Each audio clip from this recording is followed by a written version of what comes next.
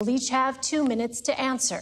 Then I'll ask follow-up questions to facilitate a discussion between the candidates. By coin toss, it's been determined that Senator Kaine will be first to answer the opening question. We have an enthusiastic audience tonight. They've agreed to only express that enthusiasm once at the end of the debate, and right now, as we welcome Governor Mike Pence and Senator Tim Kaine.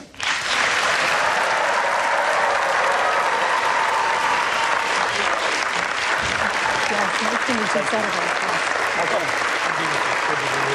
Thank you. An honor.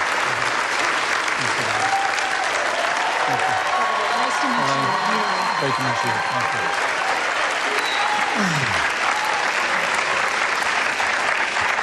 you. Gentlemen, welcome. It truly is a privilege to be with both of you tonight. I'd like to start with the topic of presidential leadership.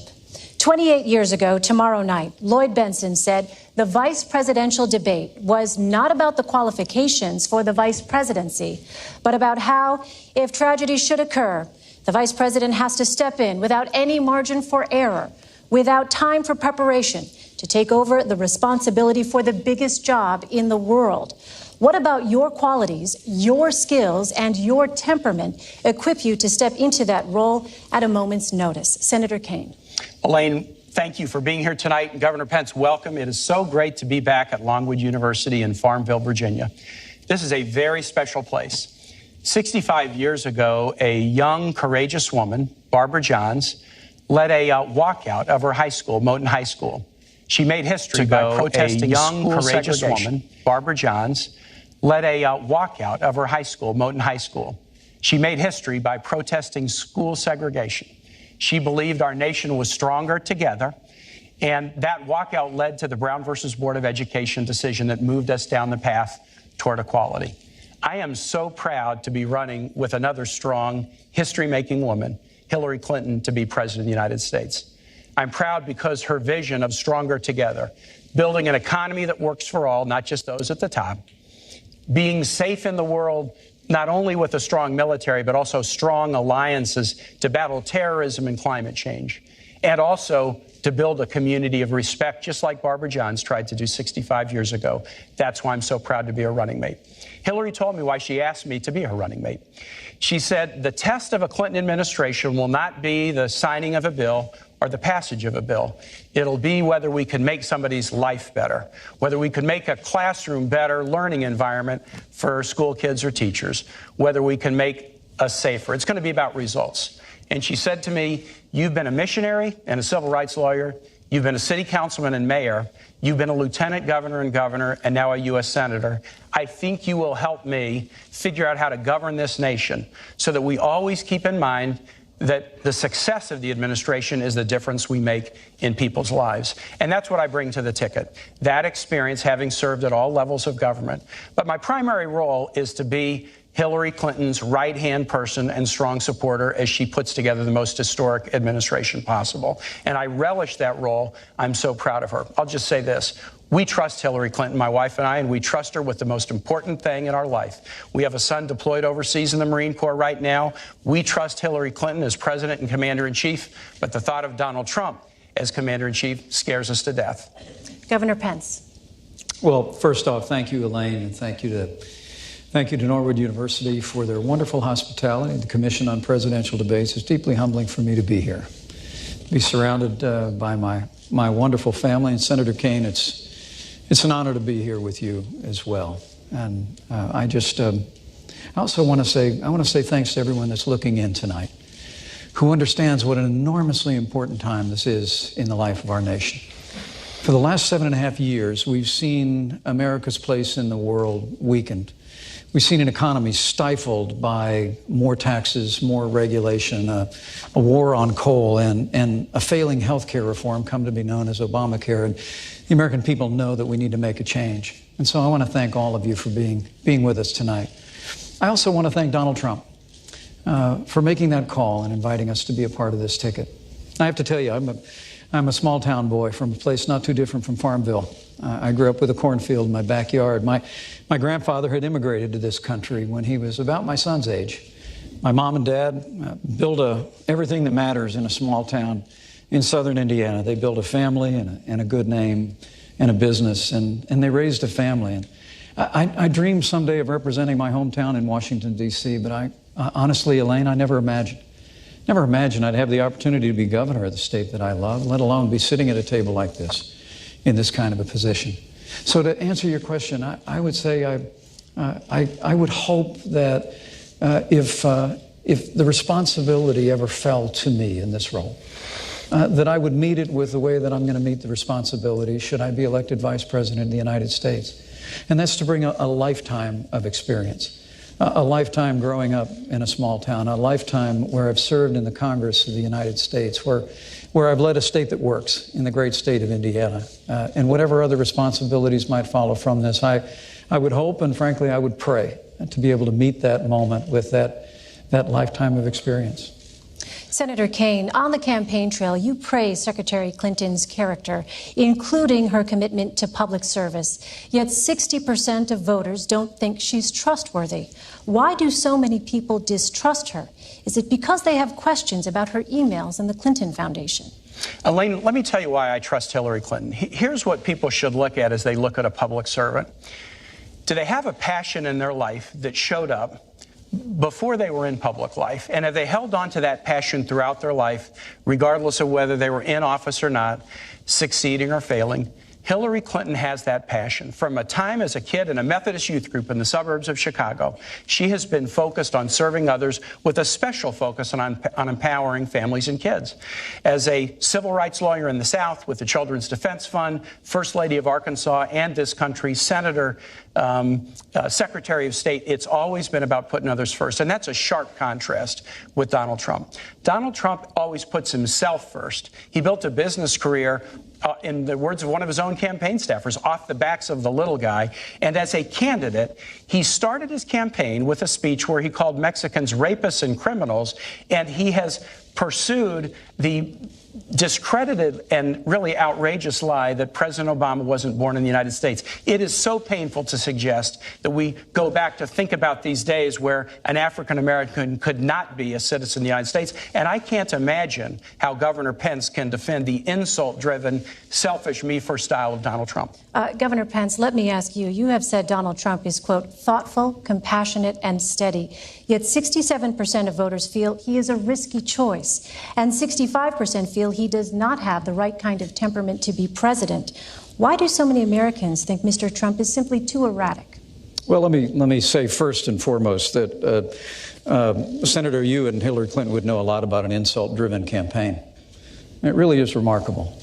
At a time when literally, in the wake of Hillary Clinton's tenure as Secretary of State, where she was the architect of the Obama administration's foreign policy, we see entire portions of the world, particularly the wider Middle East, literally spinning out of control. I mean, the situation we're watching hour by hour in Syria today is a result of the failed foreign policy and the weak foreign policy that Hillary Clinton helped lead in this administration and create.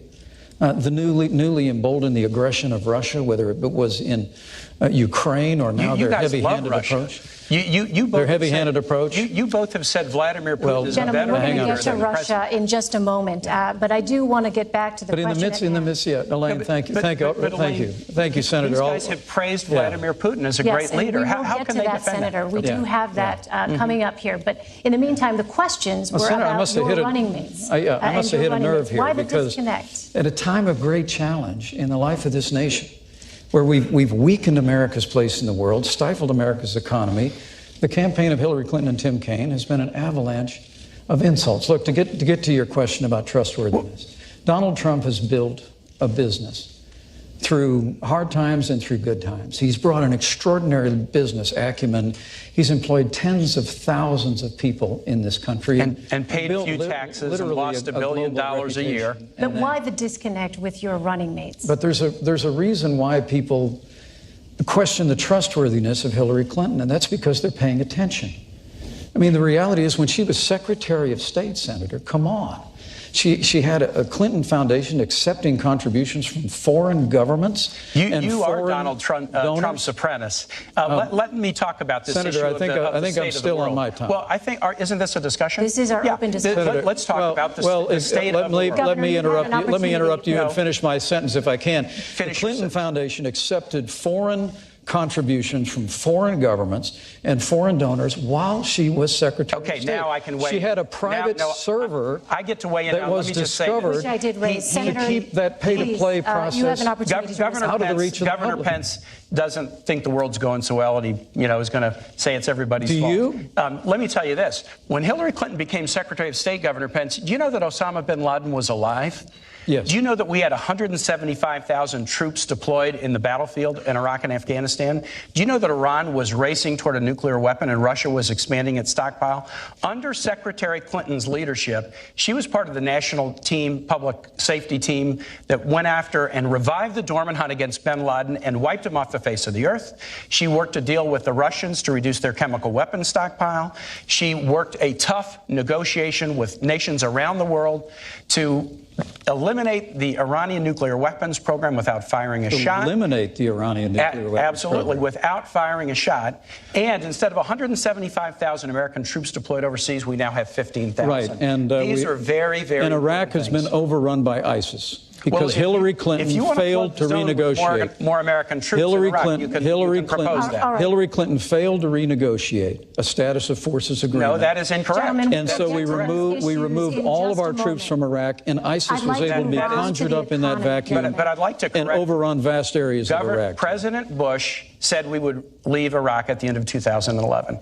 And Elaine, Iraq didn't want our troops to stay, and they wouldn't give us the protection for our troops. And guess what? If a nation where our troops are serving does not want us to stay, we're not going to stay without them being protected. It was a failure of the Secretary of State. If Governor Pence wants to put more troops back in Iraq, there are a lot of people wondering in this country about the economy. Right. Let's turn to the issue of the economy. According to the Nonpartisan Committee for a Responsible Federal Budget, neither of your economic plans will reduce the growing $19 trillion gross national debt. In fact, your plans would add even more to it. Both of you were governors who balanced state budgets. Are you concerned that adding more to the debt could be disastrous for the country? Governor Pence. I think the fact that that under this past administration, of which Hillary Clinton was a part, we've almost doubled the national debt, is atrocious. I mean, I'm very proud of the fact that I come from a state that works. The state of Indiana has balanced budgets. We cut taxes. We made record investments in education and in infrastructure. And I still finished my term with $2 billion in the bank. That's a little bit different than when Senator Kaine was governor here in Virginia. He actually tried to raise taxes by about $4 billion. He left his state about $2 billion in the hole. The state of Indiana, we've cut unemployment in half, unemployment doubled when he was governor. But I think he's a very fitting running mate for Hillary Clinton.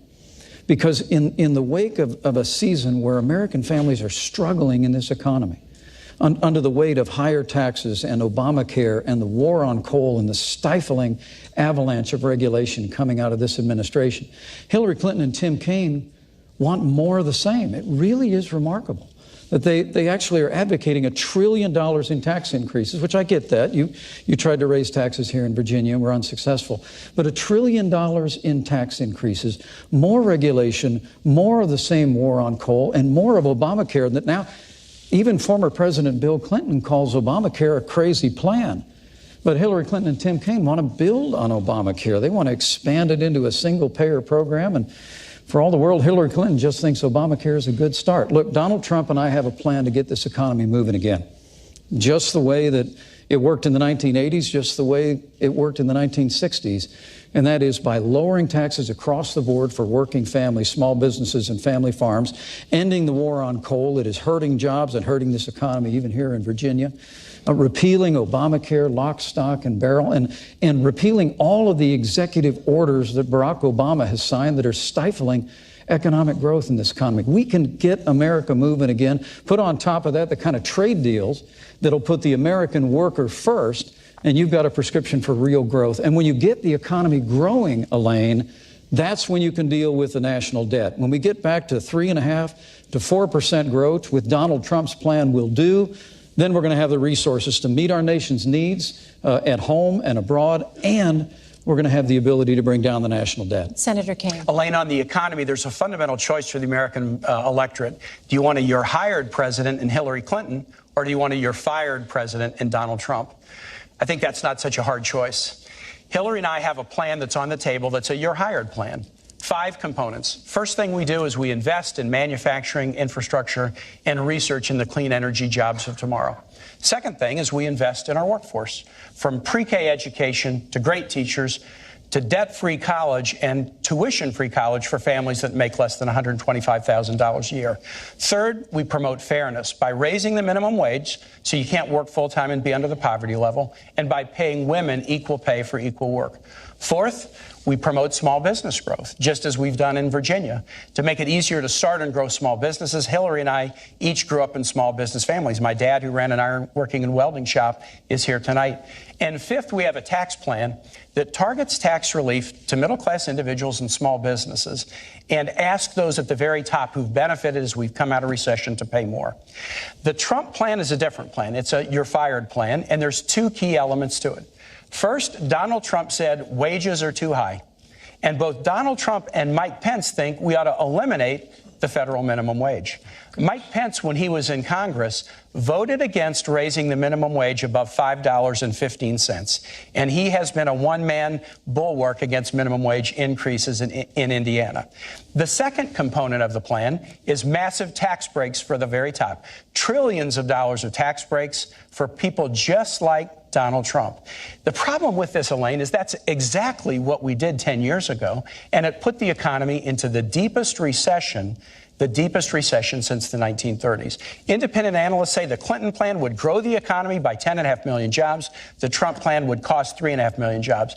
And Donald Trump, why would he do this? Because his tax plan basically helps him.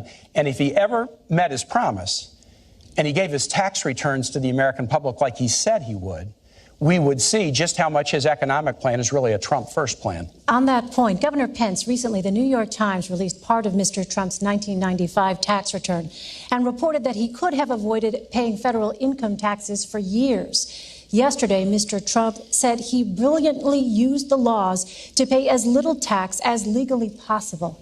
Does that seem fair to you? Well, first, let me say I appreciated the you're hired, you're fired thing. Senator, you used that a whole lot, and I think your running mate used a lot of pre-done lines. Look, what you all just heard out there is more taxes, $2 trillion in more spending, more deficits, more debt, more government. And if you think that's all working, then you look at the other side of the table. I mean, the truth of the matter is the policies of this administration, which Hillary Clinton and Senator Kaine want to continue, have run this economy into a ditch. We're in the slowest economic recovery since the Great Depression. 15 million new jobs. There are millions more people living in poverty today than the day that Barack Obama, with Hillary Clinton at his side, and the poverty stepped level into the Oval and the median Office. income We have the lowest improved dramatically between 2014 and 2015. Honestly, Senator, you can roll out the numbers and the sunny side, but I got to tell you, people in Scranton, no different. People in Fort Wayne, Indiana, no different. I mean, this economy is struggling. And the answer to this economy is not more taxes. But it's not to give away tax relief to the folks at the top. And so I am interested to hearing whether he'll defend his running mates not releasing taxes and not paying taxes. Absolutely, I will. Governor, with all due respect, the question was about whether it seems fair to you that Mr. Trump said he brilliantly used the laws to pay as little tax as legally possible. Well, this is probably the difference between Donald Trump and Hillary Clinton and Senator Kaine. I mean, Hillary Clinton and Senator Kaine, and God bless you for it, career public servants, that's great. Donald Trump is a businessman, not a career politician. He actually built a business. Those tax returns that came out publicly this week showed that he faced some pretty tough times 20 years ago. But like virtually every other business, including the New York Times not too long ago, he used what's called net operating loss. We have a tax code, Senator, that actually is designed to encourage entrepreneurship. But why won't he release his tax return? Well, we're answering the question about the business thing. I do want to come back on this. His tax returns that showed he went through a very difficult time, but he used the tax code just the way it's supposed to be used, and he did it brilliantly. How do you know that? You haven't seen his tax return. Because he's created a business that's worth billions of dollars today. How do you know that? And with regard to paying taxes, this whole riff about not paying taxes and people saying he didn't pay taxes for years, Donald Trump has created tens of thousands of jobs, and he's paid payroll Elaine, taxes, let me talk sales about that. taxes. Senator, I'm going to give you about taxes. 30 seconds to The only respond, and I have a issue on question on taxes is Social Hillary Clinton Security is going for to you. raise taxes, and Governor, Donald Trump and I are going to cut them. Donald Trump started this campaign in 2014. He said, if I run for president, I will absolutely release my taxes. He's broken his first promise. Second, he stood on the stage He stood on the stage last week, and when Hillary said you haven't been paying taxes, he said, that makes me smart. So it's smart not to pay for our military. It's smart not to pay for veterans. It's smart not to pay for teachers. And I guess all of us who do pay for those things, I guess we're stupid. And the last thing I'll say Senator, is this. do you take all the deductions that you're entitled to? The last thing I want to ask Governor Pence is I this. do. Governor Pence had to give Donald Trump his tax returns to show he was qualified to be vice president.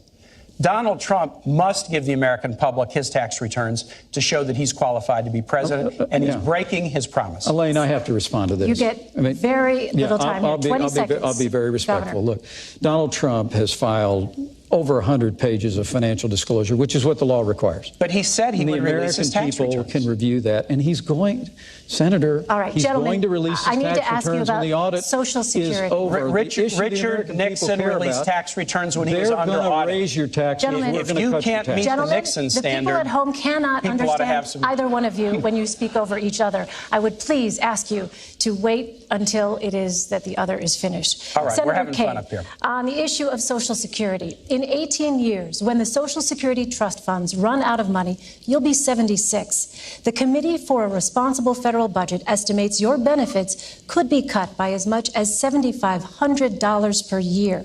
What would your administration do to prevent this cut? First, we're going to protect Social Security, which was one of the greatest programs that the American government has ever done. It happened at a time when you would work your whole life, raising your kids, working, being a little league coach or a Sunday school teacher, and then you would retire into poverty.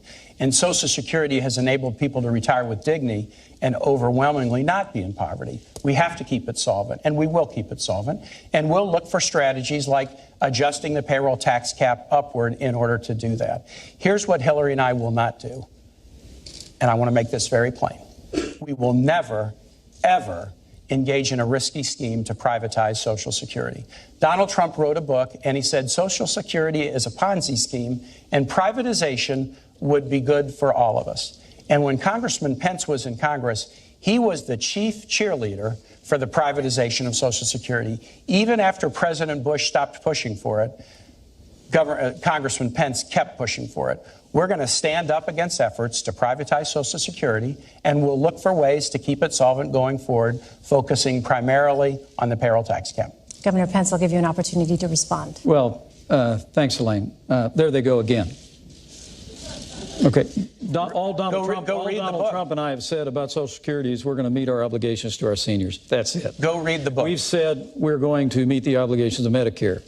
That's what this campaign is really about, Senator. And I get this is the old scare tactic that they roll out, scare the seniors. But you have a voting record, Governor. And I get all of that. I just, look, there's a question that you asked a little bit earlier that I have to go back to. I can't believe that you won't defend your own voting record. I have to go back to. Well, look, you're running with Hillary Clinton, who wants to raise taxes by $1 trillion, increase spending by $2 trillion.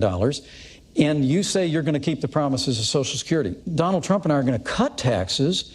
We're going to reform government programs. You're going to raise taxes on the middle class. So we can meet the obligations of Social Security and Medicare. All right. If we stay on the path that your party has us on, we're going to be in a mountain range of debt, and we're going to face hard choices. Gentlemen, I want to move on now. You did ask us a question about debt, and the debt explosion on the Trump plan is much, much bigger than anything on the Clinton side. All right, let me move on now to the issue of law enforcement and race relations. Law enforcement and race relations.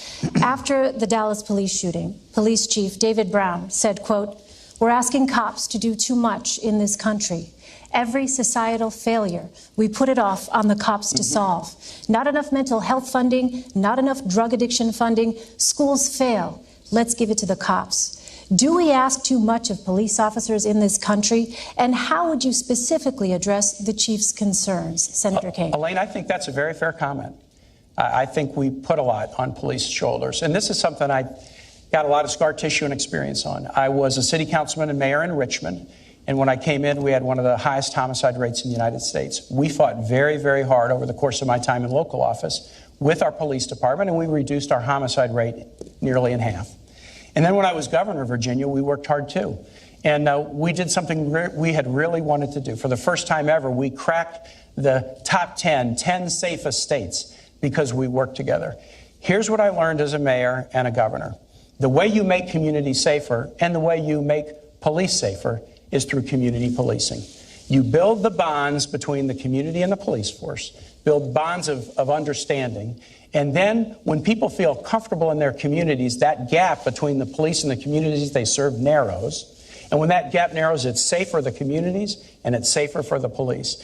That model still works across our country, but there are some other models that don't work. An overly aggressive, more militarized model. Donald Trump recently said we need to do more stop and frisk around the country. That would be a big mistake because it polarizes the relationship between the police and the community. So here's what we'll do. We'll focus on community policing. We will focus on, and Hillary Clinton has rolled out a really comprehensive mental health reform package that she worked on with law enforcement professionals. And we will also fight the scourge of gun violence in the United States. I'm a gun owner. I'm a strong Second Amendment supporter.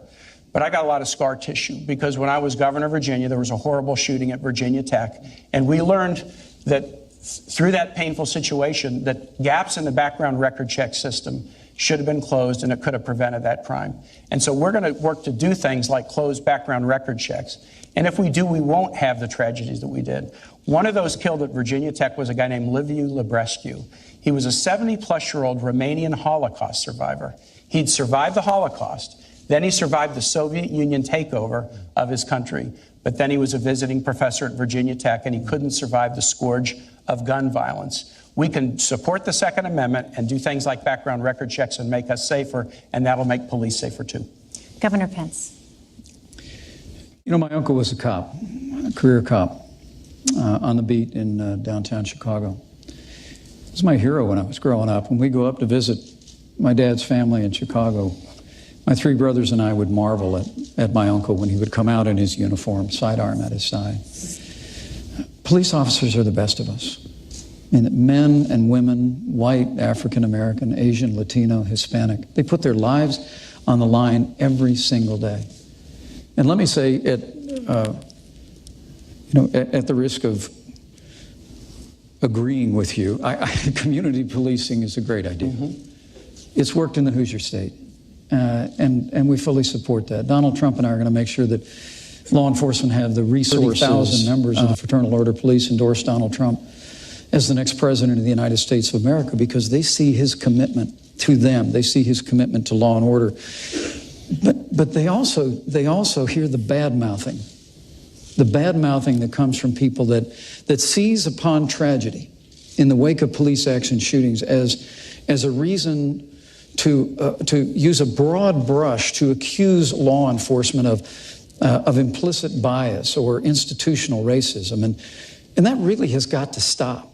I mean, when an African-American police officer in Charlotte named Brentley Vinson, an all-star football player who went to Liberty University here in the state, came home, followed his dad into law enforcement, joined the force in Charlotte in 2014, was involved in a police action shooting that claimed the life of Keith Lamont Scott. It was a tragedy. I mean, we mourn with those who mourn. We grieve with those who grieve. We're saddened at the loss of life. But Hillary Clinton actually referred to that moment as an example of implicit bias in the police force, where she used, when she was asked in the debate a week ago whether there was implicit bias in law enforcement, her only answer was that there's implicit bias in everyone in the United States. I just think what we ought to do is we ought to stop seizing on these moments of tragedy. We ought to assure the public that we'll have a full and complete and transparent investigation whenever there's a loss of life because of police action. But Senator, please, enough of this seeking every opportunity to demean law enforcement broadly by making Elaine, the accusation of implicit bias every time tragedy occurs. Elaine, people shouldn't be afraid to bring up issues of bias in law enforcement. And if you're afraid to have I'm not afraid to bring that up. If you're afraid to have the discussion, you'll never solve it. And so here's an example, heartbreaking. We would agree this is a heartbreaking example. The guy Philando Castile, who was killed in St. Paul, he was a worker, a valued worker in a local school. And he was killed for no apparent reason in an incident that will be discussed and will be investigated. But when folks went and explored this situation, what they found is that Philando Castile, who was they called him Mr. Rogers with dreadlocks in the school that he worked. The kids loved him. That he had been stopped by police 40 or 50 times before that fatal incident. And if you look at sentencing in this country, African Americans and Latinos get sentenced for the same crimes at very different rates. We need criminal justice reform. Indiana has passed criminal justice But I just want to say, those who say we should not be able to bring up and talk about bias in the system will never solve the problem. When an African American police officer is involved in a police action shooting involving an African American, why would Hillary Clinton accuse that African American police officer of implicit bias? I guess I can't believe you are defending the position that there is no bias and it's a topic. Governor Pence, I have a question on that point. I did not make that statement. Your fellow Republican, Governor Pence, Senator Tim Scott, who is African American, recently spoke on the Senate floor. He said he was stopped 7 times by law enforcement in 1 year. A U.S. He Senator. said, I have felt the anger, the frustration, the sadness, and the humiliation that comes with feeling like you're being targeted for nothing more than being just yourself. What would you say to Senator Scott about his experiences? Well, I have the deepest respect for Senator Scott, and he's a close friend. And what I would say is that we need to adopt criminal justice reform nationally. I signed criminal justice reform in the state of Indiana, Senator, and we're very proud of it. I worked when I was in Congress on the Second Chance Act. We have got to do a better job recognizing and correcting the errors in the system that do reflect an institutional bias in criminal justice. But what Donald Trump and I are saying is, let's not have the reflex of assuming the worst of men and women in law enforcement. We truly do believe that law enforcement is not a force for racism or division in our country. Scott, Governor? Law enforcement in this country is a force for good. They truly are people that put their lives on the line every single day. But I would suggest to you, what we need to do is assert a stronger leadership at the national level to support law enforcement. You just heard Senator Kaine reject a stop and frisk. Well, I would suggest to you that the families that live in our inner cities that are besieged by crime. Elaine, What would you tell Senator Scott? If I could jump, but I've heard Senator Scott make that eloquent plea, and look, criminal justice is about respecting the law and being respected by the law. So there is a fundamental respect issue here, and I just want to talk about the tone that's set from the top. Donald Trump during this campaign has called Mexicans rapists and criminals. He's called women slobs, pigs, dogs, disgusting. I don't like saying that in front of my wife and my mother. He attacked an Indiana-born federal judge and said he was unqualified to hear a federal lawsuit because his parents were Mexican. He went after John McCain, a POW, and said he wasn't a hero because he'd been captured. He said African Americans are living in hell, and he perpetrated this outrageous and bigoted lie that President Obama is not a U.S. citizen. If you want to have a society where people are respected and respect laws, you can't have somebody at the top who demeans every group that he talks about. And I cannot believe that Governor Pence will defend the insult-driven campaign that Donald Trump has run. All right, I want to turn to our next segment now, immigration. Your running mates have both said that undocumented immigrants who have committed violent crimes should be deported. What would you tell the millions of undocumented immigrants who have not committed violent crimes? Governor Pence. Donald Trump's laid out a plan to end illegal immigration once and for all in this country. We've been talking it to death for 20 years. Hillary Clinton and Tim Kaine want to continue the policies of open borders, amnesty, catch and release, sanctuary cities, all the things that are driving that are driving wages down in this country, Senator. And also, too often, with criminal aliens in the country, it's bringing heartbreak.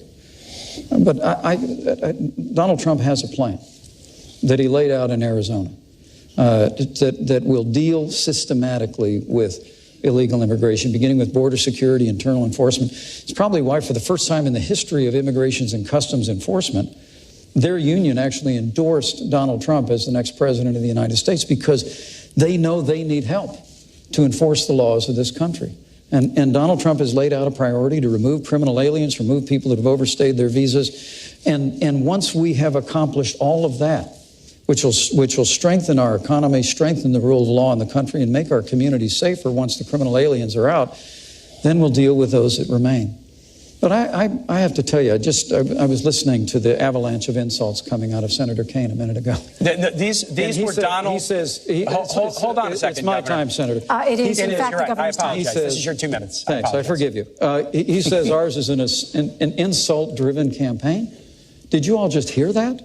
Ours is an insult-driven campaign. I mean, to be honest with you, if Donald Trump had said all the things that you said he said in the way you said he said them, he still wouldn't have a fraction of the insults that Hillary Clinton leveled when she said that half of our supporters were a basket of deplorables. She said they were irredeemable. They were not America. I mean, it's extraordinary. And then she laid one after another ism on millions of Americans who believe that we can have a stronger America at home and abroad, who believe we can get this economy moving again, who believe that we can end illegal immigration once and for all. So, Senator, this insult-driven campaign, I mean, that's small potatoes compared to Hillary Clinton calling half of Donald Trump's supporters a basket of deplorables. Hillary Clinton said something on the campaign trail, and the very next day she said, you know what, I shouldn't have said that. She said she shouldn't have said half. Governor, this is Senator Kaine's 2 minutes, please. Yeah, that's right. So now we're even. Yeah. Look for Donald Trump apologizing to John McCain for saying he wasn't a hero. Did Donald Trump apologize for calling women slobs, pigs, dogs, disgusting? She apologized for saying Governor, it is his 2 minutes, please. Did Donald Trump apologize for taking after somebody in a Twitter war and making fun of her weight? Did he apologize for saying African Americans are living in hell? Did he apologize for saying President Obama was not even a citizen of the United States? You will look in vain to see Donald Trump ever taking responsibility for anybody and apologizing. Immigration. There's 2 plans on the table. Hillary and I believe in comprehensive immigration reform. Donald Trump believes in deportation nation. You got to pick your choice. Hillary and I want a bipartisan reform that will put keeping families together as the top goal. Second, that will help focus enforcement efforts on those who are violent. Third, that will do more border control. And fourth, that will provide a path to citizenship for those who work hard, pay taxes, play by the rules, and take criminal background record checks. That's our proposal. Donald Trump proposes to deport 16 million people, 11 million who are here without documents. And both Donald Trump and Mike Pence want to get rid of birthright citizenship. So if you're born here, but your parents don't have documents, they want to eliminate that. That's another 4.5 million people. These guys, and Donald Trump has said it, deportation force. They want to go house to house, school to school, business to business, and kick out 16 million people. And I cannot believe that Governor Pence would sit here and defend his running mate's claim that we should create a deportation force so that they'll all be gone. Senator, we have a deportation force. It's called Immigrations and Customs Enforcement. And the Union for Immigrations and Customs Enforcement, for the first time in their history, endorsed Donald Trump to be the next president of the United States of America. So you like the 16 million deportation plan? Senator, that's nonsense. Look, what you just heard is they have a plan for open borders, amnesty. Our plan is like Ronald Reagan's plan from 1986. They call it comprehensive immigration reform on Capitol Hill. We all know the routine. It's amnesty. And you heard one of the last things he mentioned was border security. That's how Washington always plays it. No, so I always Governor, say we're going to do this, for border security 3 years ago, and Governor Pence was against it. Governor, Mr. Ronald Trump Reagan has said a nation without borders is not a nation. Donald Trump is committed to restoring the borders of this nation, so, Governor, securing our nation. How would these millions of undocumented immigrants leave? Would they be forcibly removed? Well, I think Donald Trump laid out a series of priorities that doesn't end with border security. It begins with border security. And And after we secure the border, not only build a wall, but beneath the ground and in the air, we do internal enforcement. But he said the focus has to be on criminal aliens. We just had a conversation about law enforcement. We just had a conversation about the violence that's besetting our cities. The reality is that there's heartbreak and tragedy that has struck American families because people that came into this country illegally are now involved in criminal enterprise and activity, and we don't have the resources or the will to deport them systematically. Donald Trump has said we're going to move those people out, people who've overstayed their visas. We're going to enforce the law of this country. We're going to strengthen immigrations and customs enforcements with more resources and more personnel to be able to do that. But then Donald Trump has made it clear, once we've done all of those things, that we're going to reform the immigration system that we have where people can come into this country. That's the order that you should do it. Border security, removing criminal aliens, upholding the law, and then, Senator, I'll work with you when you go back to the Senate. I promise you, we'll work with you to reform the immigration system. I look forward to working together in whatever capacities we serve in, but I just want to make it very, very clear that he's trying to fuzz up what Donald Trump has said. When Donald Trump spoke in Phoenix, he looked the audience in the eye and he said, no, we're building the wall and we're deporting everybody. He said, quote, they will all be gone. They will all be gone. And this is one of these ones where you can just go to the tape on it and see what Donald Trump has said. And to add to it, we are a nation of immigrants. Mike Pence and I both are descended from immigrant families. Some things, maybe weren't said so great about the Irish when they came, but we've done well by absorbing immigrants, and it's made our nation stronger. When Donald Trump says Mexicans are rapists and criminals, Mexican immigrants, when Donald Trump says about your judge, who's your judge? He said that Judge Curiel was unqualified to hear a case because his parents are Mexican. I can't imagine how you could defend that. Gentlemen, I'd like to shift now to the threat of terrorism. Do you think the world today is a safer or more dangerous place than it was 8 years ago? Has the terrorist threat increased or decreased? Senator Kaine. The terrorist threat has decreased in some ways because bin Laden is dead. The terrorist threat has decreased in some ways because an Iranian nuclear weapons program has been stopped. The terrorist threat to United States troops has been decreased in some ways because there's not 175,000 in a dangerous part of the world. There's only 15,000, but there are other parts of the world that are challenging. Let me tell you this. To beat terrorism, there's only one candidate who can do it, and it's Hillary Clinton. Remember, Hillary Clinton was the senator from New York on 9/11. She was there at the World Trade Center when they were still searching for victims and survivors. That seared onto her the need to beat terrorism, and she's got a plan to do it. She was part of the national security team that wiped out bin Laden. Here's her plan to defeat ISIL. First, we got to keep taking out their leaders on the battlefield. She was part of the team that got bin Laden, and she'll lead the team that will get Abu Bakr al-Baghdadi, the head of ISIS. Second, we got to disrupt financing networks. Third, disrupt their ability to recruit on the internet in their safe havens. But fourth, we also have to work with allies to share and surge intelligence. That's the Hillary Clinton plan. She's got the experience to do it. Donald Trump. Donald Trump can't start a Twitter war with Miss Universe without shooting himself in the foot. Donald Trump doesn't have a plan. He said, I have a secret plan. And then he said, I know more than all the generals about ISIL. And then he said, I'm going to call the generals to help me figure out a plan. And finally, he said, I'm going to fire all the generals. He doesn't have a plan, but he does have dangerous ideas. Here's four. He trash talks the military. The military is a disaster. John McCain's no hero. The generals need all to be fired, and I know more than them. He wants to tear up alliances. NATO is obsolete and will only work together with Israel if they pay big league. Third, he loves dictators. He's got kind of a personal Mount Rushmore. Vladimir Putin, Kim Jong-un, Muammar Gaddafi, and Saddam Hussein. And last and most dangerously, Donald Trump believes that the world will be safer if more nations have nuclear weapons. He said Saudi Arabia should get them, Japan should get them, Korea should get them. And when he was confronted with this and told, wait a minute, terrorists could get those. Proliferation could lead to nuclear war. Here's what Donald Trump said, and I quote, go ahead, folks, enjoy yourselves. I'd love to hear Governor Pence tell me what's so enjoyable or comical about nuclear war. Governor Pence. Did you work on that one a long time? Because that had a lot of really creative lines in it. Well, I'm going to see if you can defend any of it. Look, I can defend. I can make it very clear to the American people. After traveling millions of miles as our Secretary of State, after being the architect of the foreign policy of this administration, America is less safe today than it was the day that Barack Obama became President of the United States. It's absolutely inarguable. We've weakened America's place in the world. It's been a combination of factors, but mostly it's been a lack of leadership. I mean, I will give you, and I was in Washington, D.C. on 9/11. I saw the clouds of smoke rise from the Pentagon. I was in Virginia, where the Pentagon's located. I know you were.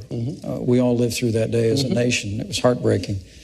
And I want to give this president credit for bringing Osama bin Laden to justice.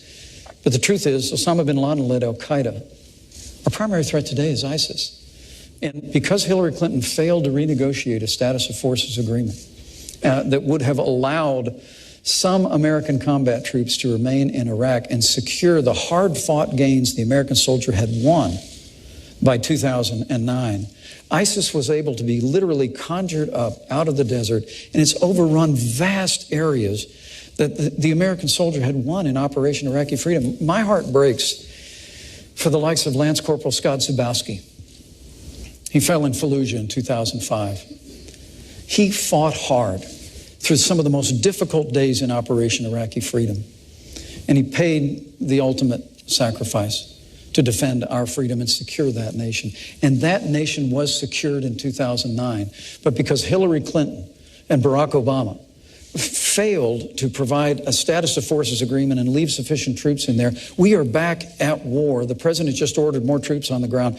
We are back at war in Iraq. And Scott Zubowski, whose mom would always come to Memorial Day events in Newcastle, Indiana to see me, and I'd always give her a hug and tell her we're never going to forget our son, and we never will. Scott Zubowski and the sacrifices the American soldier made were squandered in Iraq because this administration created a vacuum in which ISIS was able to grow. And a reference to the Iranian deal that Hillary Clinton initiated, $150 billion stopping a to the nuclear radical weapons mullahs program in without Iran. firing a shot. You didn't stop the nuclear weapons program. Yes, we did. You Even the Israeli military says it stopped. guaranteed that Iran will someday become a nuclear power because there's no limitations once the period of time of the treaty comes off. Governor Pence, Mr. Trump has proposed extreme vetting of immigrants from parts of the world that export terrorism. But that does not address many of the recent terrorist attacks in the United States, such as the Orlando nightclub massacre and the recent bombings in New York and New Jersey. Those were homegrown, committed by U.S. citizens and legal residents. What specific tools would you use to prevent those kinds of attacks? Well, I think it's a great question, Elaine. But it really does begin with us reforming our immigration system and putting the interests, particularly the safety and security of the American people first. I mean, Donald Trump has called for extreme vetting for people coming in to this country so that we don't bring people into the United States who are hostile to our Bill of Rights freedoms, who are hostile to the American way of life. But also, Donald Trump and I are committed to suspending the Syrian refugee program and programs and immigration from areas of the world that have been compromised by terrorism. Hillary Clinton and Tim Kaine want to increase the Syrian refugee program by 500. Elaine, I want to tell you about our plan. Homegrown. Yeah. And so, but first, let's make sure we're putting the safety and security of the American people first, instead of Hillary Clinton expanding the Syrian or refugee instead of program. you violating the Constitution by blocking people based on their national origin rather than whether they're dangerous. That's absolutely false. That's what the Seventh Circuit decided. Here's the difference. The Seventh Circuit. We have different views on refugee issues and on immigration. Hillary and I want to do enforcement based on, are people dangerous? These guys say all Mexicans are bad. And with respect to refugees, we want to keep people out if they're dangerous. Donald Trump said keep them out if they're Muslim. Mike Pence put a program in place to keep them out if they're from Syria. And yesterday, an appellate court with 3 Republican judges struck down the Pence plan and said it was discriminatory. And those judges, we should focus upon danger, not upon discrimination. Elaine, to your point, those judges said it was because there wasn't any evidence yet that ISIS had infiltrated the United States. Well, Germany just arrested 3 Syrian refugees who were connected to ISIS. But they told you there's a right way and a wrong way to do it. But look, if you're going to be critical of me on that, that's fair game. I will tell you, after 2 Syrian refugees were involved in the attack in Paris that is called Paris's 9/11, as governor of the state of Indiana, I have no higher priority than the safety and security of the people of my state. But Governor so you Pence, bet I suspended that program. But Governor Pence, and I stand by that decision. And if I'm vice president of the United States or Donald Trump is president, we're going to put the safety and security of the American people first. Can we just be clear? Hillary and I will do immigration enforcement and will vet refugees based on whether they're dangerous or not. We won't do it based on discriminating against you from the country you come from or the religion that you practice. But the problem with that is completely antithetical to the Jeffersonian values of equality. Elaine, the director of the FBI or Homeland Security said, we can't know for certain who these people are coming from Syria. Yes, we can. And when we don't let them know, we don't let them in. So the when FBI, we don't know who they are, we don't let them in. The FBI and Homeland Security said, we can't know for certain. You've got to err on the side of the safety and security of the American people, Senator. I understand by trashing all Syrians or trashing all Muslims. Senator Kaine, let me ask you this. Secretary Clinton has talked about an intelligence surge. Yes. What exactly would an intelligence surge look like, and how would that help identify terrorists with no operational connection to a foreign terrorist organization? Intelligence surge is 2 things, Elaine. It's 2 things. It's first, dramatically expanding our intelligence capacities by hiring great professionals, but also we've got some of the best intel and cyber employees in the world right here in the United States working for many of our private sector companies. So it involves increasing our own workforce, but striking great partnerships with some of our cyber and intel experts in the private sector so that we can, consistent with constitutional principles, gather more intelligence. But the second piece of this is really, really important. It also means creating stronger alliances, because you gather intelligence and then you share your intelligence back and forth with allies. And that's how you find out who may be trying to recruit, who may be trying to come from one country to the next. Alliances are critical. That's why Donald Trump's claim that he wants to, that NATO is obsolete and that we need to get rid of NATO is so dangerous. It's not his plan. Well, he said NATO is obsolete. And look, if you push aside your alliances, who are you going to share intelligence with? Hillary Clinton is the Secretary of State who knows how to build alliances. She built the sanctions regime around the world that stopped the Iranian nuclear weapons program. And that's what an intelligence surge means. Better skill and capacity, but also better alliances. All right, I'd like to turn now to the tragedy in Syria.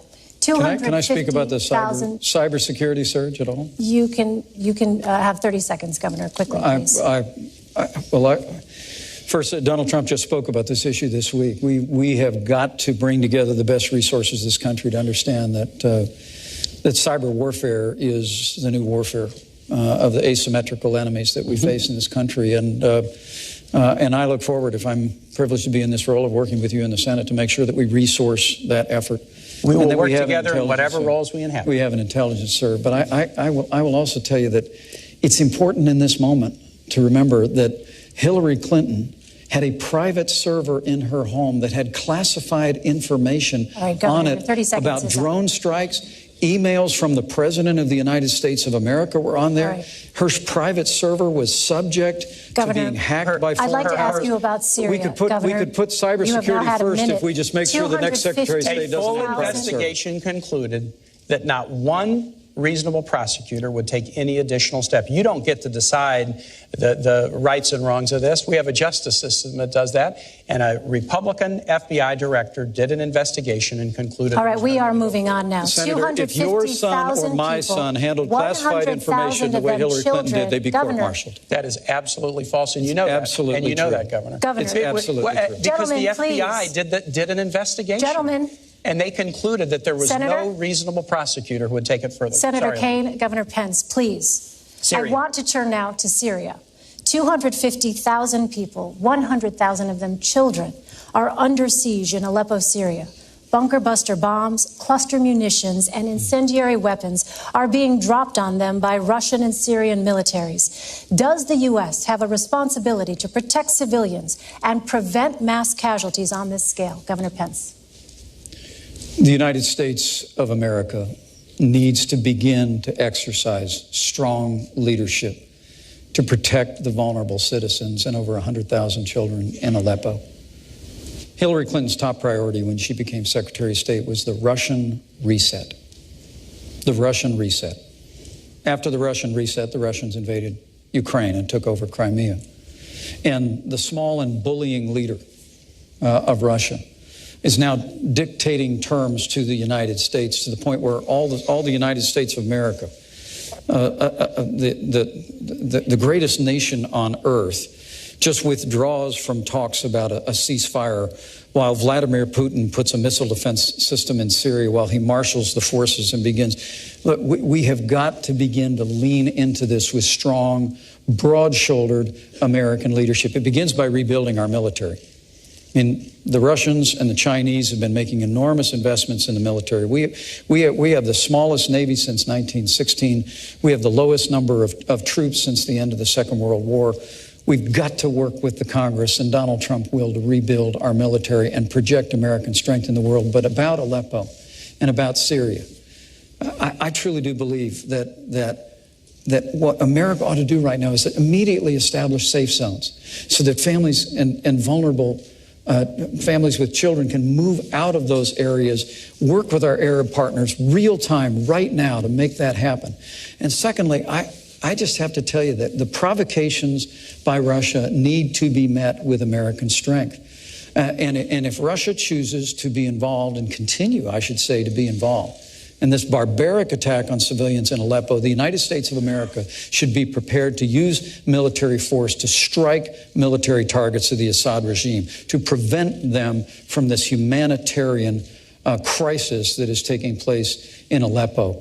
There's a broad range of other things that we ought to do as well. We ought to deploy a missile defense shield to the Czech Republic and Poland, which Hillary Clinton and Barack Obama pulled back on out of not wanting to offend the Russians back in 2009. We've just got to have American strength on the world stage. And when Donald Trump becomes president of the United States, the Russians and other countries in the world will know they're dealing with a strong American president. Senator Hillary and I also agree that the establishment of a humanitarian zone in northern Syria with the provision of international human aid consistent with the UN Security Council resolution that was passed in February 2014 would be a very, very good idea. And Hillary also has the ability to stand up to Russia in a way that this ticket does not. Donald Trump again and again has praised Vladimir Putin, and it's clear that he has business dealings with Russian oligarchs who are very connected to Putin. The Trump campaign management team had to be fired a month or so ago because of those shadowy connections with pro-Putin forces. Governor Pence made the odd claim. He said, inarguably, Vladimir Putin is a better leader than President Obama. Vladimir Putin's run his economy into the ground. He persecutes LGBT folks and journalists. If you don't know the difference between dictatorship and leadership, then you got to go back to a 5th grade civics class. I tell you what offends me. Governor Pence just said that Donald Trump will rebuild the military. No, he won't. Donald Trump is avoiding paying taxes. The New York Times story, and we need to get this, but the New York Times story suggested that he probably didn't pay taxes for about 18 years starting in 1995. Those years included the years of 9/11. So get this. On 9/11, Hillary Clinton and Donald Trump's hometown was attacked by the worst terrorist attack in the history of the United States. Young men and women signed up to serve in the military to fight terrorism. Hillary Clinton went to Washington to get funds to rebuild her city and protect first responders, but Donald Trump was fighting a very different fight. It was a fight to avoid paying taxes so that he wouldn't support the fight against terror. He wouldn't support troops. He wouldn't support. This is important, Elaine. When a guy running for president will not support the troops, not support veterans, not support teachers, that's really important. And I said about Aleppo, we do agree. The notion is we have to create a humanitarian zone in northern Syria. It's very important. Governor Pence, you had mentioned no-fly zone. Where would you propose setting up a safe zone specifically? How would you keep it safe? Well, first and foremost, Donald Trump supports our troops. Donald Trump supports our veterans. He won't pay taxes. Donald Trump has paid all the taxes that he's... Do you not take deductions? Gentlemen, this How is does that work? about Syria. I'd like to ask the honestly, about honestly, our troops. Senator, honestly, it is Senator, about our troops. I understand why you want to change it. I understand why you want to change the subject. I understand why you want to change the subject. And let me be very clear on this Russian thing. The larger question here on Do you think Donald Trump is Gentlemen, smart to not pay taxes? What we're dealing with is the, you know, there's an old proverb that says the Russian bear never dies, it just hibernates. And the truth of the matter is the weak and feckless foreign policy of Hillary Clinton and Barack Obama has awakened an aggression in Russia that first appeared a few years ago with their move in Georgia, now their move into Crimea, now their move into the wider Middle East. And all the while, all we do is fold our arms and say we're not having talks anymore. To answer your question, we just need American strength. We need to marshal the resources of our allies in the region, and in the immediate, we need to act now to get people out of harm's way. And exactly how would those safe zones work? How would they remain safe? The safe zones would have to be, as the senator said, there's already a framework for this that's been recognized by the international community. But the United States of America needs to be prepared to work with our allies in the region to create a route for safe passage, and then to protect people in those areas, including with a no-fly zone. But look, this is very tough stuff. I served on the Foreign Affairs Committee for a decade. I traveled in and out of that region for 10 years. I saw what the American soldier won in Operation Iraqi Freedom, and to see the weak and feckless leadership that Hillary Clinton was the architect of in the foreign policy of the Obama administration. Let me come back and talk deeply about troubling to me. That will all let me change talk about the day the Donald things Trump that Governor becomes Pence president of doesn't the want to United acknowledge, Elaine. He doesn't want to acknowledge that we stopped the Iranian nuclear weapons program. He doesn't want to acknowledge that Hillary was part of the team that got bin Laden. He doesn't want to acknowledge that it's a good thing, not a bad thing. That it's a good thing, not a bad thing, that we're down from 175,000 troops deployed overseas to 15,000. But let me tell you what will really make the Middle East dangerous. Donald Trump's idea that more nations should get nuclear weapons. Saudi Arabia, Japan, South Korea. Ronald Reagan said something really interesting about nuclear proliferation back in the 1980s. He said the problem with nuclear proliferation is that some fool or maniac could trigger a catastrophic event. And I think that's who Governor Pence's running mate is, exactly who President Reagan warned us about. Senator, that was even beneath you and Hillary Clinton, and that's pretty low. But do you think we should have more nuclear weapons in the world will make us safer? Senator, Ronald Reagan also said nuclear war should never be fought because it can never be won. And the United States of America needs to make investments in modernizing our nuclear force for both deterrence Donald Trump's claim that more nations should get nuclear to our allies. But let me go back to this Iran thing. I mean, he keeps saying that that Hillary Clinton, who started the deal with the Iranians, prevented Iran from getting a nuclear weapon. That's what the Israeli head of the Joint Chiefs of Staff is saying right now, Governor Pence. That's not what Israel thinks. Gadi Eisenkot, you can go check it. You wouldn't necessarily know that. I know you boycotted Prime Minister Netanyahu's speech. No, I visited him in his office. I visited him in his office. You boycotted the speech. The point is, what this so-called Iran deal did was essentially guarantee. I mean, when I was in Congress, I fought hard on a bipartisan basis with Republican and Democrat members to move forward the toughest sanctions, literally in the history of the United States against Iran. And then Hillary used them. We were bringing them to heel, but the goal was always that we would only lift the sanctions if Iran permanently renounced their nuclear ambitions. Let me just mention they have not. Elaine, let me finish a sentence. They have not renounced their nuclear ambitions, and when the deal's period runs out, there's no limitation on them obtaining weapons. That Elaine, and the fact that they got $1.7 billion in a ransom payment. We need to talk about Russia very quickly, just astonishing to the American people. 6 times tonight, I have said to Governor Pence, I can't imagine how you can defend your running mate's position on one issue after the next. And in all 6 cases, he's refused to defend his running mate's. No, don't put words in my mouth. All right. If he's going to do that, you got to give him time. And yet, he is asking everybody to vote for somebody that he cannot defend. And I just think that should be underlined. All right, gentlemen, let's talk about Russia. I'm very, this is very a topic happy to that has defend come up. Donald Trump. I will give if he you an wants to take opportunity these one to at a do time, that. I'll take them one at a time.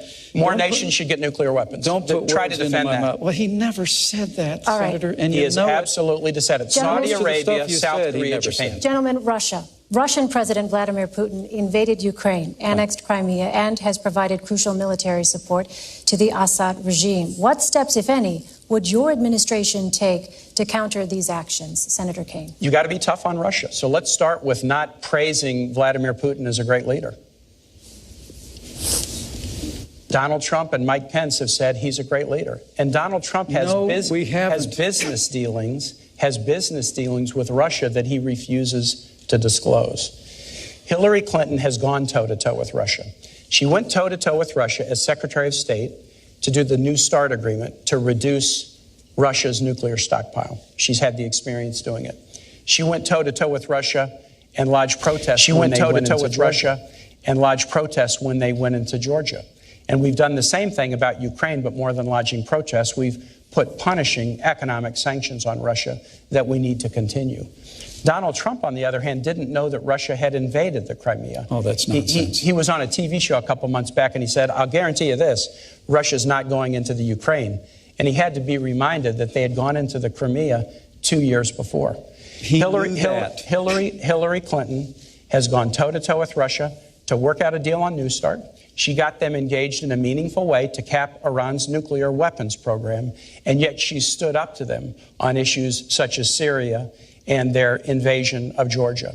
You've got to have the ability to do that, and Hillary does. On the other hand, in Donald Trump, you have somebody who praises Vladimir Putin all the time. America should really wonder about a President Trump who had a campaign manager with ties to Putin, pro-Putin elements in the Ukraine, who had to be fired for that reason. They should wonder, when Donald Trump is sitting down with Vladimir Putin, is it going to be America's bottom line? Or is it going to be Donald Trump's bottom line that he's going to be worried about with all of his business dealings? Now, this could be solved if Donald Trump would be willing to release his tax returns, as he told the American public that he would do. And I know he's laughing at this, but every president... What's it got to do with Russia? Every president since Richard Nixon has done it, and Donald Trump has said, I'm doing business with Russia. The only way the American public will see whether he has a conflict of interest... No, he hasn't said that. Senator, he has, time is up. Governor. Well, thanks. Just trying to keep up with the insult-driven campaign on the other side of the table. I'm just saying facts about your running mate. Yeah. Well, and I know you can't defend Senator, him. please, I'm happy to defend him, Senator. Don't put words in my mouth that I'm not defending him. You're not. I'm happy to defend him. Most of what you said is completely false, and the American people know that. I'll run through the list of things where you old days Senator, where you please, can just this say is stuff Governor and people Pence's believe 2 it. minutes. Look, this is the alternative universe of Washington, D.C. versus reality. Hillary Clinton said her number one priority was a reset with Russia. That reset resulted in the invasion of Ukraine. After they'd infiltrated with what are called little green men, Russian soldiers that were dressing up like Ukrainian dissidents. And then they moved all the way into Crimea, took over the Crimean Peninsula. And Donald Trump knew that happened. He basically was saying it's not going to happen again. The truth of the matter is that what you have in the rise of aggressive Russia, which has had increased its influence in Iran, that now because of this deal is on a pathway in the future to obtain a nuclear. The leading state sponsor of terror in the world, in Iran, now has a closer working relationship with Russia because of Hillary Clinton and Barack Obama's foreign policy, and $150 billion and sanctions all being lifted. And then, of course, Syria. I mean, it really is extraordinary. Syria is imploding. You just asked a very thoughtful question about the disaster in Aleppo. ISIS is headquartered in Raqqa. ISIS from Raqqa has overrun vast areas that at great sacrifice the American soldier won in Operation Iraqi Freedom. And yet Senator Kaine still sits here, loyal soldier, I get all that, is saying that the foreign policy of Hillary Clinton and Barack Obama somehow made the world more secure. I mean, it really is astonishing that on the day that Iran released 4 American hostages, we delivered $400 million in cash as a ransom payment for Americans held by the radical mullahs in Tehran. And Governor, just today, Mr. Trump said, quote, Putin has no respect for Hillary Clinton and no respect for Obama. Why do you think he'll respect a Trump-Pence administration? Strength. Plain and simple. Business. Donald Trump, that's nonsense. Donald Trump Donald Trump's son leader says who is that the going Trump to lead with organization. American Please, strength. Senator, I'll give you a chance to respond. We're going to rebuild our military.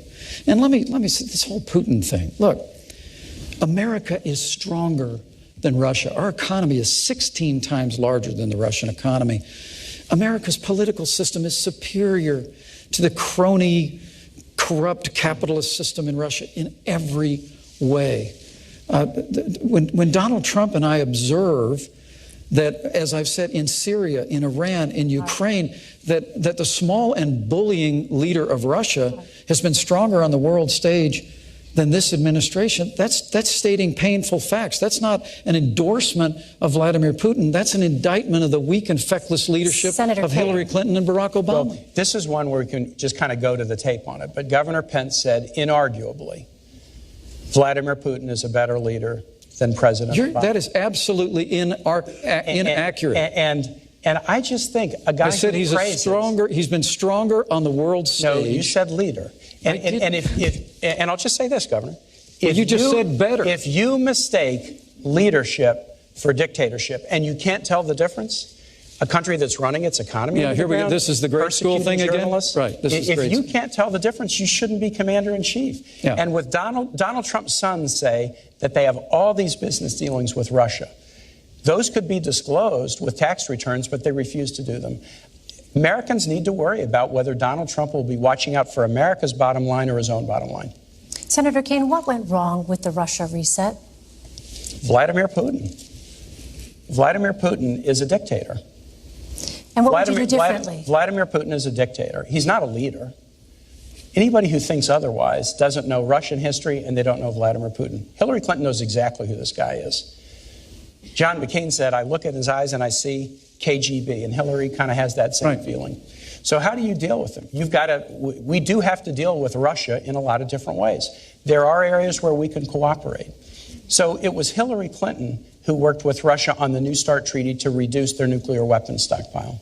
It was Hillary Clinton that worked with Russia to get them engaged in a community of nations to stop the Iranian nuclear weapons program without firing a shot. She's not going around praising Vladimir Putin as a great guy, but she knows how to sit down at a table and negotiate tough deals.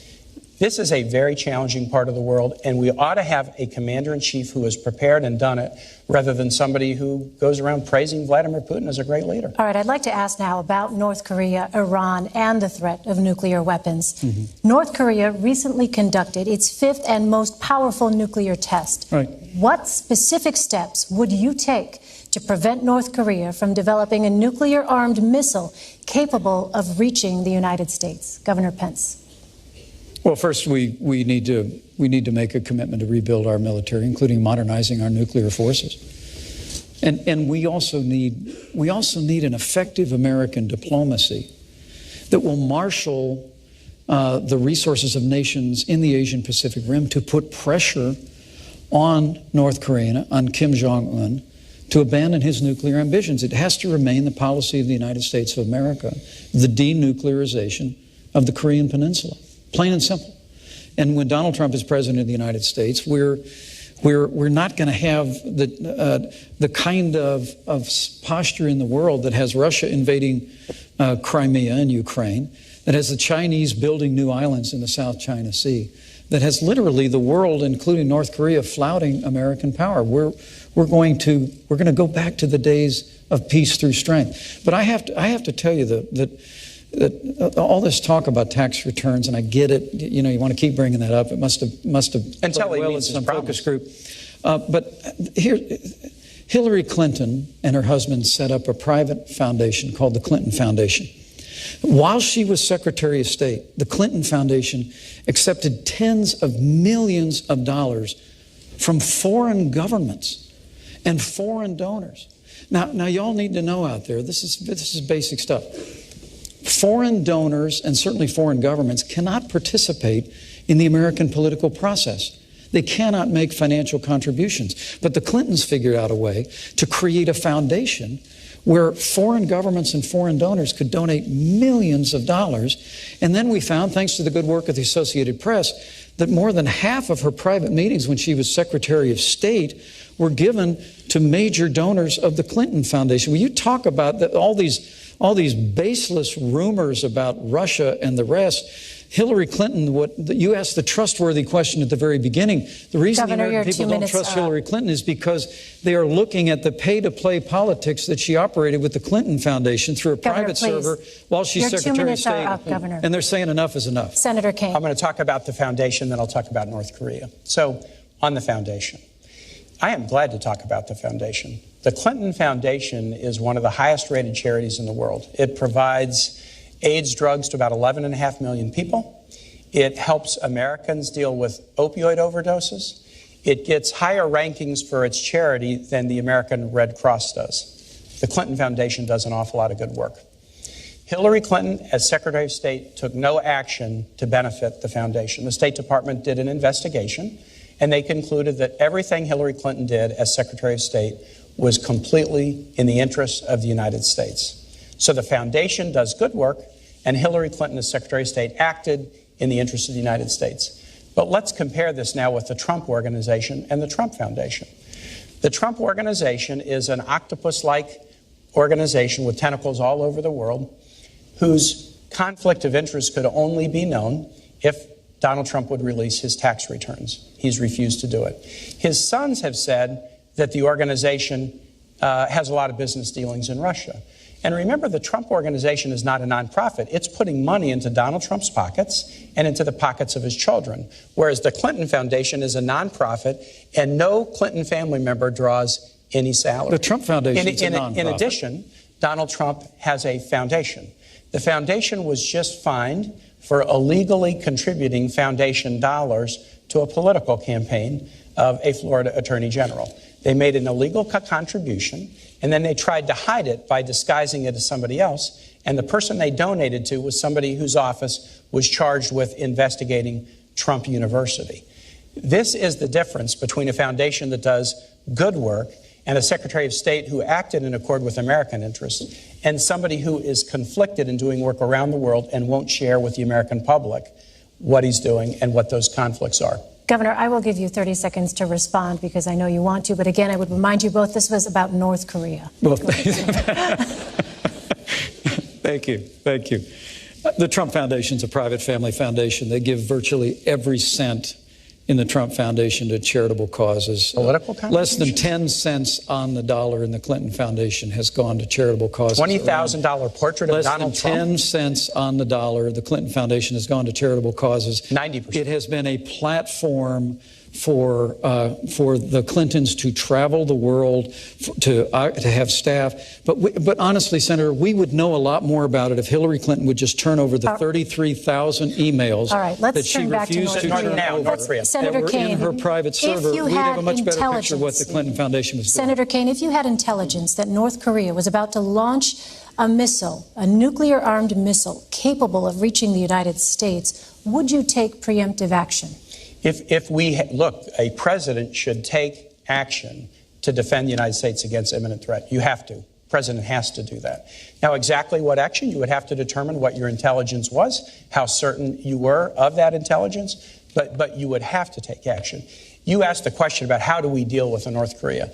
I'm on the Foreign Relations Committee. We just did an extensive sanctions package against North Korea. And interestingly enough, Elaine, the UN followed and did virtually the same package. Often China will use their veto in the Security Council to veto a package like that. They're starting to get worried about North Korea, too. Yeah. So they actually supported the sanctions package, even though many of the sanctions are against Chinese firms, Chinese financial institutions. So we're working together with China, and we need to. China is another one of those relationships where it's competitive, it's also challenging, and in times like North Korea, we have to be able to cooperate. Hillary understands that very well. She went once famously to China and stood up at a human rights meeting and looked him in the eye and said, women's rights are human rights. They didn't want her to say that, but she did. But she's also worked on a lot of diplomatic and important diplomatic deals with China, and that's what it's going to take.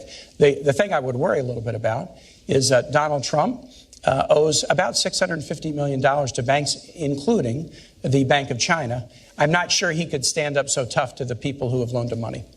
All right, I'd like to turn to our next segment now. And in this, I'd like to focus on social issues. You have both been open about the role that faith has played in your lives. Can you discuss in detail a time when you struggled to balance your personal faith and a public policy position? Senator Kaine.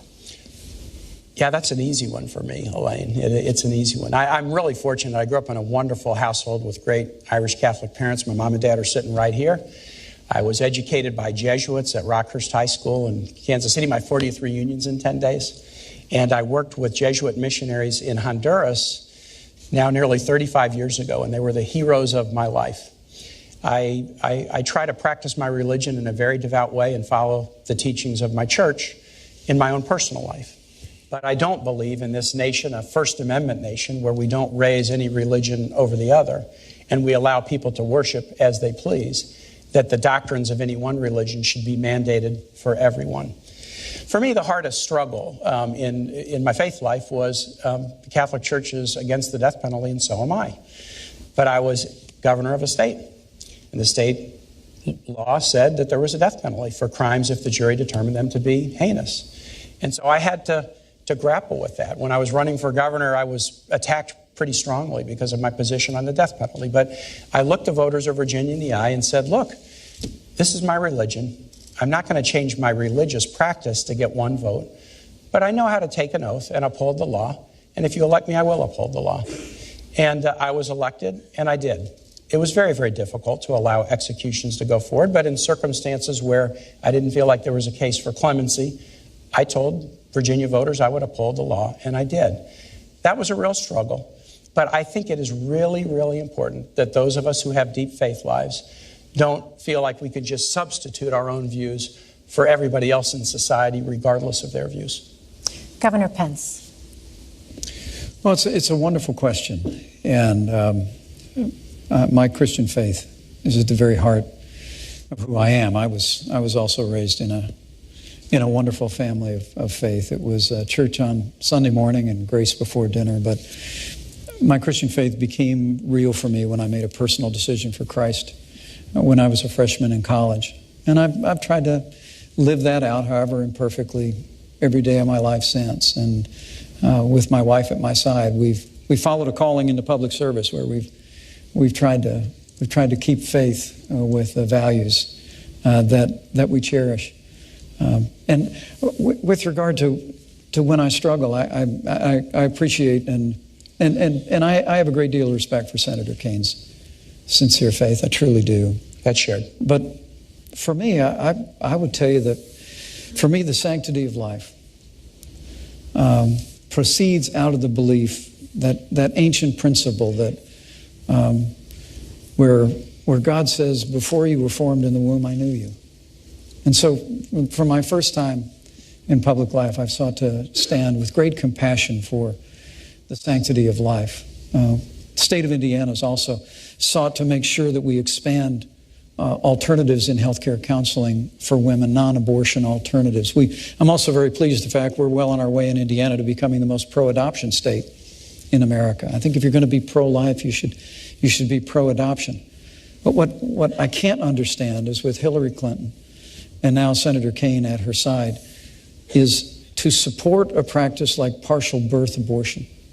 I mean, to hold to the view, and I know Senator Kaine, you hold pro-life views personally, but the very idea that a child that is almost born into the world could still have their life taken from them is just anathema to me. And I can't conscience about a party that supports that, or that I know you've historically opposed taxpayer funding of abortion, but Hillary Clinton wants to repeal the long-standing provision in the law where we said we wouldn't use taxpayer dollars to fund abortion. So for me, my faith informs my life. I try and spend a little time on my knees every day, but it all for me begins with cherishing the dignity, the worth, the value of every human life. Elaine, this is a fundamental question. A fundamental question. Hillary and I are both people out of religious backgrounds. Her Methodist church experience was really formative for her as a public servant. But we really feel like you should live fully and with enthusiasm the commands of your faith. But it is not the role of the public servant to mandate that for everybody else. So let's talk about abortion and choice. Let's talk about that. We support Roe versus Wade. We support the constitutional right of American women to consult their own conscience, their own supportive partner, their own minister, but then make their own decision about pregnancy. That's something we trust American women to do that.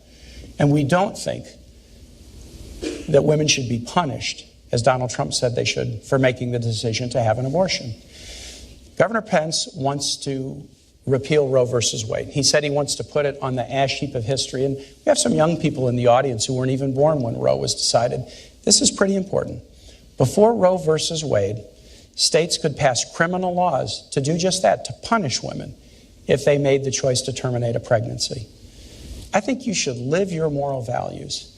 But the last thing, the very last thing that government should do is have laws that would punish women who make reproductive choices. And that is the fundamental difference between a Clinton-Kaine ticket and a Trump-Pence ticket that wants to punish women who make that choice. It's really not. Donald Trump and I would never support legislation that punished women who made the heartbreaking choice to end a pregnancy. Then why did Donald Trump say that? We just never would. Why did he say that? Well, look, he's not a polished politician like you and Hillary Clinton.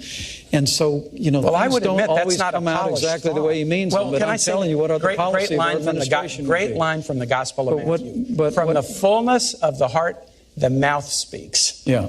When Donald Trump says women should be punished, or Mexicans are rapists and criminals, or John McCain's not a hero, he is showing you who he is. Senator, you whipped out that Mexican thing again. Look. Can you defend it? There are criminal aliens in this country, Tim, who have come into this country illegally, who are perpetrating violence and taking American lives. You want to use a big tar brush against Mexicans? He also said, and many of them are good people. You keep leaving that out of your quote. And if you want me to go there, I'll go there. But there is a choice here, and it is a choice on life. I couldn't be more proud to be standing with Donald Trump, who's standing for the right to life. It's a principle that Senator Kaine, and I'm very gentle about this because I really do respect you. It's a principle that you embrace, and I've appreciated the fact that you've supported the Hyde Amendment, which bans the use of taxpayer funding for abortion in the past, but that's not Hillary Clinton's view. People need to understand we can come together as a nation. We can create a culture of life. More and more young people today are embracing life because we know we are... We're better for it. We can, like Mother Teresa said at that famous National Prayer Breakfast. This is important. Let's welcome the children into our world. There are so many families around the country who can't have children. We could improve adoption so that families that can't have children can adopt more readily those children. Why don't you trust women to make this choice for themselves? We can encourage people to support life. Of course we can, but why don't you trust women? Why doesn't Donald Trump trust women to make this choice for themselves? That's what we ought to be doing in public life, living our lives of faith or motivation with enthusiasm and excitement, convincing each other, dialoguing with each other about important moral issues of the day. But on fundamental issues of morality, we should let women make their own decisions. A society can be judged by how it deals with its most vulnerable, the aged, the infirm, the disabled, and the unborn. I believe it with all my heart, and I couldn't be more proud to be standing with a pro-life candidate in Donald Trump. I do have one final question for you both tonight. It has been a divisive campaign. Senator Kaine, if your ticket wins, what specifically are you going to do to unify the country and reassure the people who voted against you? That's a really important one. That may be the $64,000 question, because it has been a divisive campaign. And again, Hillary's running a campaign about stronger together. And Donald Trump, and this is not directed at this man, except to the extent that he can't defend Donald Trump. Donald Trump has run a campaign that's been about one insult after the next. But we do have to bring the country together. So here's what we'll do. Hillary Clinton was First Lady, then Senator for 8 years and Secretary of State. And I serve in the Senate. And I'm really amazed, Elaine, as I talk to Republican senators, how well they regard and respect Hillary Clinton. She was on the Armed Services Committee. She was on other committees. She worked across the aisle when she was First Lady to get the CHIP program passed so that 8 million low-income kids have health insurance in this country, including 150,000 in Indiana. She worked across the aisle after 9/11 to get health benefits for the first responders who bravely went into the towers and into the Pentagon. She worked to get benefits for TRICARE benefits for National Guard members, including Hoosiers and Virginians in the National Guard. She has a track record of working across the aisle to make things happen. And you know, Elaine, I have the same track record. I was a governor of Virginia with 2 Republican houses. And in the Senate, I have good working relationships across the aisle. Because, yeah, I think it's fine to be a Democrat or Republican or independent, but after Election Day, the goal is work together. And Hillary Clinton has a track record of accomplishment across the aisle that will enable her to do just that when we work with the new Congress in January. Governor, how will you unify the country if you win? Well, thank you, Elaine, and thanks for a great discussion. Absolutely. Tonight. Thank you, Senator. This is a very challenging time in the life of our nation. Weakened America's place in the world after the leadership of Hillary Clinton and Barack Obama on the world stage has been followed by an economy that is truly struggling, stifled by an avalanche of more taxes, more regulation, Obamacare, the war on coal, and the kind of trade deals that have put American workers in the back seat. And I think the best way that we can bring people together is through change in Washington, D.C. You know, I served in Washington, D.C. for 12 years in the Congress of the United States. And I served with many Republicans and Democrats, men and women of goodwill. The potential is there to really change the direction of this country, but it's going to take leadership to do it. The American people want to see our nation standing tall on the world stage again. They want to see us supporting our military, rebuilding our military, commanding the respect of the world, and they want to see the American economy off to the races again. They want to see an American comeback. And Donald Trump's entire career has been about building.